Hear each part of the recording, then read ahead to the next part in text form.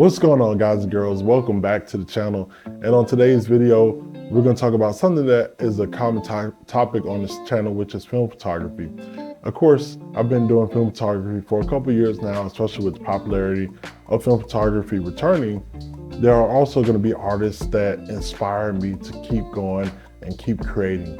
And these artists I'm going to talk about in this video are some people I know, and then one that I don't, that I recently followed, but I really enjoy looking at their work and the way they capture sceneries and cityscapes, and you'll see that as well. The artists that I mentioned in this video don't know that I'm going to be mentioning them, so I hope that if they see this video, they understand that I just want to give them their flowers, and that this is no way in shape or form bashing or am I giving any insight to their work that they have directly told me about. This is all just an outside eye and how I view their work and how I view them as a person from the people that I know, and then more outside eye for the person that I don't know personally, but I would love to come to know, because again, their work is so beautiful and they have a great mastery of film photography. And of course, I will also be showing my work as well. So if you have any artists whose work you gravitate to, who you would like to speak to, you know, their Instagrams and things are going to be down in the description. You reach out on your own discretion if that's something you want to do and ask any questions, or you can ask questions down in the comment section. Definitely get out to, you know, building this community and making sure that we help each other grow. And so a lot of these people are people who don't mind answering questions about film photography and photography in general. So let's get into the first artist. The first artist that I'm going to mention is somebody that I know personally. We actually share a birthday, and we've been friends for a long time now.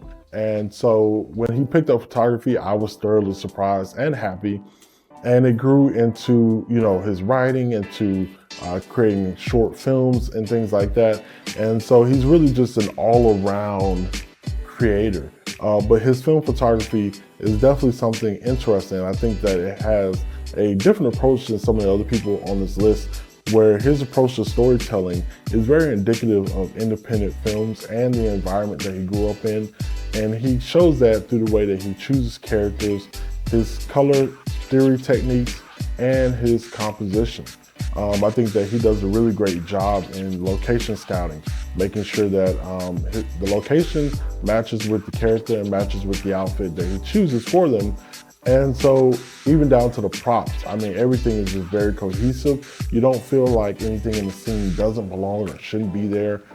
It just seems very much like every piece was thought out. And that's something that you can really appreciate from an artist, when you can tell that they were methodical in the way that they approach the shoot and the way that they approach the idea in the beginning. So I know he's a person that doesn't do anything half-assed. He's very much gonna go full into it. If it's not always there, he'll wait on it. And that's something else that I appreciate. He shoots a myriad of different cameras. He shoots medium format. He shoots some 35 millimeter. He does digital as well, but he definitely loves film, and you can see it in his most recent works. So definitely go check him out on Instagram at Stevion Austin. It'll be right here. Go and check him out. Tell him I sent you. Definitely peep his work, and if something speaks to you, I would definitely comment that down below. So let's get to the next artist. So this next artist on the list is a mom. She's somebody who I met not recently, but met at a local meetup years back, and we joined the same photography group, went around to different meetups, and I got to really learn about her and her story. She invited us to her house for a party, and really got to speak with her. And so learning about her was very interesting, learning her years of experience in photography, from working on a newspaper to working on magazines, to being editor, to being in different galleries. She has a very extensive background in photography, but the biggest thing that I've learned from her work is that you can tell that she has a very, very deep love and intimacy, not only with the characters that she chooses as subjects, but along with the way that she chooses the background, even down to the way that she chooses to shoot the subject. I mean, this again, somebody who uses a TTLR camera and somebody who uses, medium format as their main source of storytelling. But she is not only a medium format shooter. She shoots 35 millimeter, she shoots digital as well.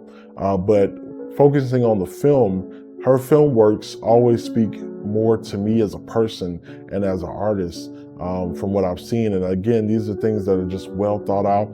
You would think that she was just a fly on the wall in some of these scenes that she depicts, because you would think to yourself, there's no way that you staged this, because it's just a normal scene. It just seems like you were placed there as an apparition or just some type of outer worldly being just to view these people's lives. And she does that well. And I hope that you all, if you're in the Atlanta area, that you go see some of her galleries. Again, her Instagram is Literary Lens, sorry about that. And I think that you should go check her page out, check out her current galleries. I mean, she's somebody who definitely is worth viewing, definitely worth learning from. She has no holdups about sharing anything about film photography that she knows. And she's definitely always there to help, and just a great person to watch, man. I think that's somebody that is inspirational to me, because I look at her work and say, when it comes to storytelling, she definitely has a handle on storytelling. She is probably one of the most masterful people on this list when it comes to storytelling, especially storytelling through film photography. This next artist, man, there's not enough I could say about this person. We talk almost daily, and it's somebody that, wow. I mean, when you talk about film photography, and we talk about masters, we talk about people being inspirational and people who have a hand grip on film photography as a whole. And this is somebody, when Peter McKinnon made his list about his favorite film photographers, this is somebody who I wish was on there and doesn't get enough love. I grill him about sharing his work online, which he's done more of, and I hope that you all get to go to his page and enjoy it. This next photographer is Pat Walker, aka Pat Walker Photography. He is a film photography guru, and I mean somebody who, if you can ask any questions, what do I need this film stock for? What do I use it for? What's the best way to rate film stock? What ISO should I shoot this type of subject at? I mean, this man can answer almost any question under the sun, and he's humble about it. And that's one thing that is great. Being somebody who is knowledgeable about film photography or about a subject in general, it's sometimes hard to find people who are still humble and still learning themselves, and they don't make you feel bad for not knowing. And I mean, this man I always run to when I have a hang up in film photography, and he is definitely somebody I like to keep around, because he knows way more than me, and that's always a good thing when I have people around me who know more than I do, which is amazing, and I love having that feeling.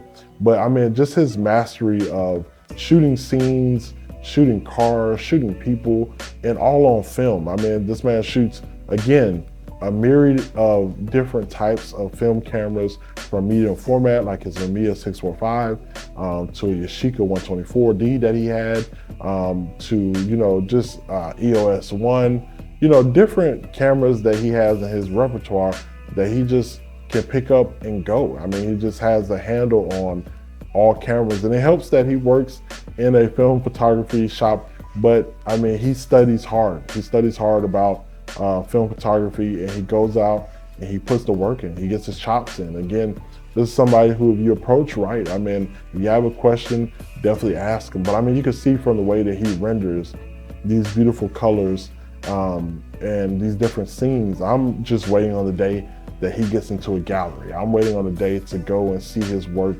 printed and on a wall somewhere, or printed in a magazine, because I mean, this man, he deserves to be on the forefront. When we talk about film photography, he's definitely somebody you should check out. Next artist is somebody that I met at a local photography meetup, and I joined his photography group at the earlier stage of the group, which was the ATL shooters. This guy is nobody other than Tony G, all right? And this guy, he has made waves as a freelance photographer. Now he's running his own chapter of Beards and Cameras in Atlanta, Georgia. So if you're there in Atlanta, you should definitely go to a meetup. Check him out. He's definitely a personable guy, somebody who you can come up to and is easy to talk to and ask him any questions about film photography that you might have. His usage of available light and the way that he is able to choose and rate film stocks is definitely indicative of how much he's shot film and how much he's actually studied film photography. You can tell by the way that he uses available light to enhance the model and enhance the film stock is definitely something that a master would do. And he's definitely somebody that I think you all should check out when it comes to shooting models and shooting portraits on film. He's somebody who definitely has a great handle on shooting people on film. And so I think you should definitely go and check out his work.